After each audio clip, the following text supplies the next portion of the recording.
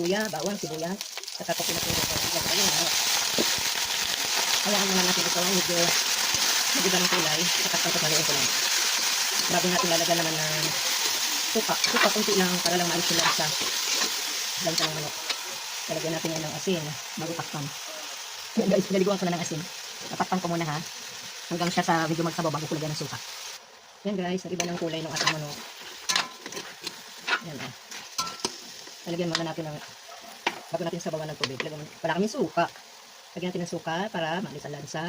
Pangalawa, hindi siya mapapanis agad. Tatandag muna natin. Yan na guys. Nagkakatas na yung manok na sarili ng katas. Lagyan ko ng konting tubig para malutong maayos. Malaki ng hiwa ng Mr. Koy. Sabi ko, lagyan ka lang. Bigyan lang muna siya para habang pinapaubusan pa natin ng konting sabaw, naman malasado na yung gulay. Bali pa guys, kahit hindi ko hinalo, malasado na yung sayote. Gata na lang ang kulang yan. Maya pagka naluto, tama na sa timpla pagkaluto ng sayote. Ayan na. Lagyan na natin yung gata.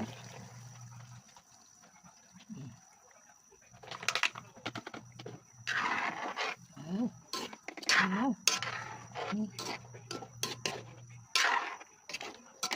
Ngayon lang ako gumamit ng ganitong gata. Ang ginagamit ko yung gata na galit sa paling. Wala mabili.